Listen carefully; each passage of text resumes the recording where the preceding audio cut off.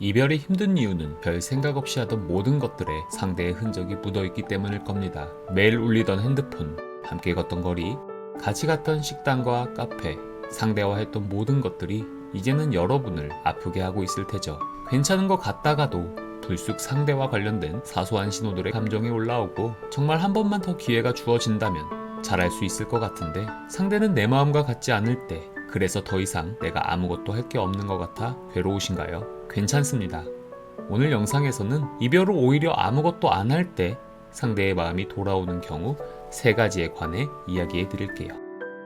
앞에서 말한 이유로 당연히 원치 않는 이별을 했을 경우 감정적으로 흔들릴 수밖에 없기 때문에 우리는 빨리 어떤 행동을 해서 상대의 마음을 붙잡으려고 하는데요. 하지만 오히려 여러분이 아무것도 하지 않을 때 상대 역시 후회가 밀려오며 재회 가능성이 높아지는 경우가 있어요. 그 첫 번째는 이별 후에도 상대가 연락은 잘 받아주고 가끔은 헷갈리는 신호를 보내며 여지를 주는 것 같을 때입니다. 여러분이 만약 이런 상황이라면 조금만 더 노력하면 될 것 같은 느낌에 더 안달나서 상대에게 적극적으로 다가가기 마련인데요. 그런데 그러면 항상 결정적인 순간에 상대는 발을 뺍니다. 예를 들면 카톡이나 전화로는 분위기가 괜찮지만 막상 만나자고 제안하면 피한다든지, 내가 먼저 연락하면 잘 받아주지만 정작 상대가 먼저 연락하는 경우는 없다든지 하는 식으로요. 이 경우는 상대 역시 여러분과의 연락을 통해 감정적 위로를 받고 있지만 지금은 딱 그 정도 선까지가 그들이 원하는 관계일 확률이 높아요. 쉽게 말하면 오히려 여러분의 연락이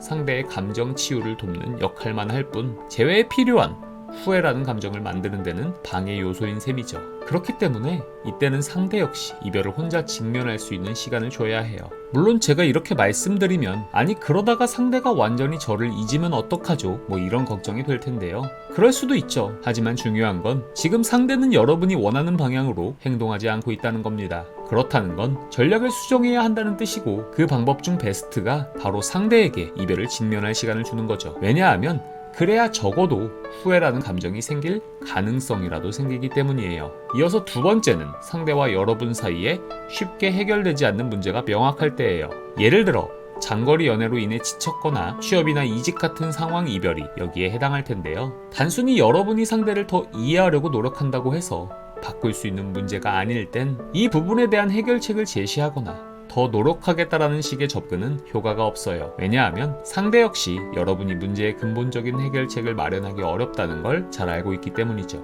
이때 상대와 재회하기 위해서는 상대가 문제로 인한 스트레스에서 해방될 여유가 필요해요. 그리고 그렇게 여유를 갖게 되면 처음에는 편안함에 속아 잠시 이별을 잘한 결정이라고 생각할 수도 있지만 여러분과 6개월 이상 진지한 관계였다면 한 번쯤은 분명히 여러분에 관한 생각으로 힘든 시기가 찾아올 겁니다. 우리는 그때를 기다려야 하고요. 물론 연애 기간이나 상황에 따라 그런 감정이 밀려오는 시기는 다르니 댓글로 여러분의 사연을 남겨주시면 제가 대략적인 시기를 안내해 드릴게요.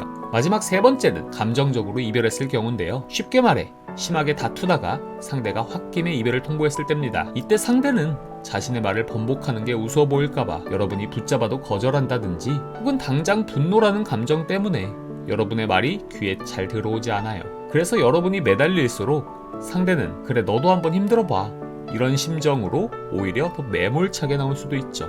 이때 갑자기 여러분이 모든 행동을 멈춘다면 상대는 내가 너무 심했나 하는 생각이 들며 생각해보니 별것도 아닌 일이었는데 이런 생각이 들 확률이 높아요. 그러니 여러분이 이런 상황이라면 잠시 멈춰서 이 시간 동안 상대와 나의 문제점을 객관적으로 돌아보는 시간을 갖고 여유를 가지실 필요가 있어요. 물론 상대가 후회하고 돌아올 때까지 무한정 기다리라는 건 아닙니다. 상대가 후회라는 감정이 생긴다고 해도 여러 가지 이유로 먼저 연락하지 않는 경우도 많으니까요. 그래서 제가 항상 데드라인을 정해두라고 말씀드리죠. 최소한 이만큼은 기다려보자.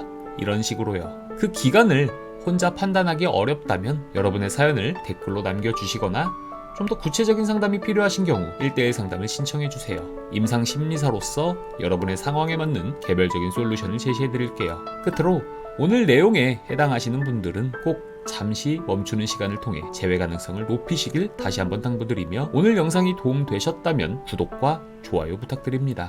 감사합니다.